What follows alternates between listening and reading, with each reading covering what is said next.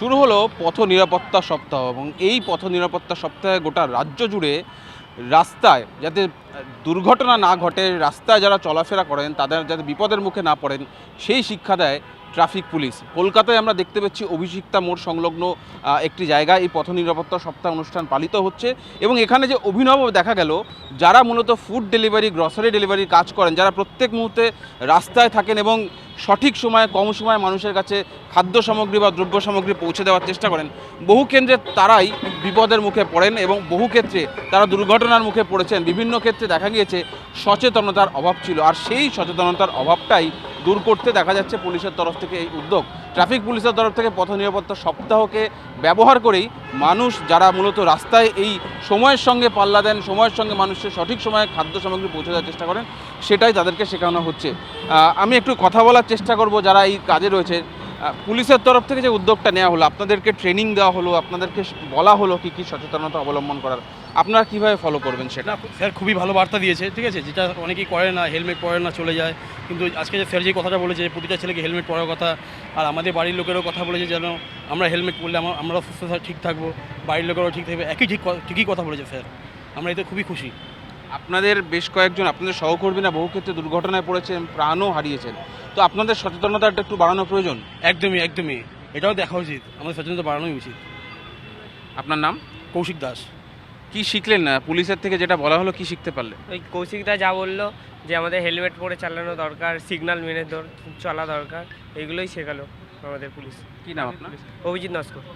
বহু ক্ষেত্রে আপনাদের সময়ের সঙ্গে পাল্লা দিতে হয়, হাতে একটা সময় বেঁধে দেয় 10 মিনিট বা 5 মিনিটের মধ্যে পৌঁছানো। আপনারা নিজেরাও ঝুঁকির মধ্যে পড়ে যান, বিপদ হয়েছে আপনাদের অনেক ক্ষেত্রে।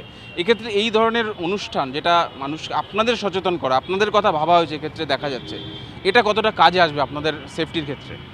আমি এটাই বলবো যে আমরা তো এখানে যে কটা ছেলে আছি সে কটা তো স্যার আমাদেরকে যেটা বলেছে আমরা এটা ভোলার কোনো কথা নয়। আমি এটাই বলবো যে আমার যেসব ভাইরা এখানে আসেনি, এই প্রোগ্রামটাতে এখন নেই, আমি তাদেরকে বলবো আমরা তো মেনে চলছি, তোমরাও মানো নিজের পরিবারের জন্য। আপনার সহকর্মী যারা এই ফুড ডেলিভারি বা গ্রসারি ডেলিভারি কাজ করেন, আপনারা কি তাদেরকে শিক্ষা দেবেন যে কীভাবে সচেতন থাকতে হয়? অবশ্যই স্যার আমাদেরকে যেটাই বললো যে আপনাদের ফ্যামিলিটা আগে ফ্যামিলির দিকে দেখবেন, হেলমেটটা পরবেন, সেই মিনিমামে আমরাও চলবো। আমি এটাই বলবো যে আমার সব ভাইরা যেন হেলমেট পরে সিগন্যাল মেলে গাড়ি চালায়। আপনার নাম? আমার নাম বরুণ মণ্ডল। আপনারা কয়েকজন এখানে রয়েছেন, কিন্তু আপনাদের আরও অনেকে থাকেন যারা এই মুহূর্তে কাজ করছেন। না, বিপদ আমাদের বিপদ মানে বাড়ির সবাইয়ের বিপদ, ফ্যামিলির বিপদ। এটাই আমরা বলবো গিয়ে আজকে আমাদের স্টোরে গিয়ে সবাইকে, তার আমাদের স্যার আছে, স্যার বলবে কিছু। কলকাতার ট্রাফিক পুলিশ সারা বছরই প্রতিনিয়তই আমরা অনেক কিছু সচেতনতা প্রোগ্রাম করি। তার মধ্যে পশ্চিমবঙ্গ সরকারের উদ্যোগে কলকাতা ট্রাফিক পুলিশের পরিচালনায় আজকে পথ নিরাপত্তা সপ্তাহ শুরু হয়েছে।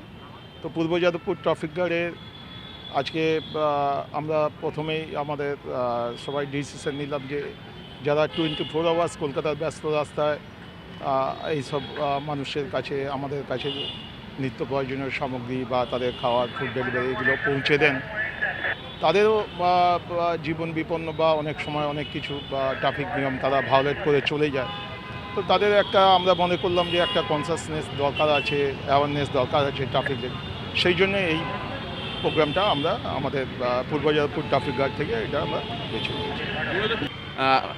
অর্থাৎ একটা অভিনব উদ্যোগ দেখা গেল, যারা খাবার পৌঁছে দেন মানুষের বাড়িতে, যারা দ্রব্য সামগ্রী মুদি মাল পৌঁছে দেন সময়ের সঙ্গে পাল্লা দিয়ে, তারা যাতে ভবিষ্যতে আর বিপদের মুখে না পড়েন তাদেরকে সচেতন করাটা বেশি জরুরি ছিল। আর পথ নিরাপত্তা সপ্তাহে এবার সেইটাকেই বেছে নেওয়া হলো, যারা মূলত মানুষকে খাবার পৌঁছে দেন সঠিক টাইমে, তাদেরকে সচেতন করার উদ্যোগ। ক্যামেরা অমিতের সঙ্গে সুজয়, TV9 বাংলা, কলকাতা।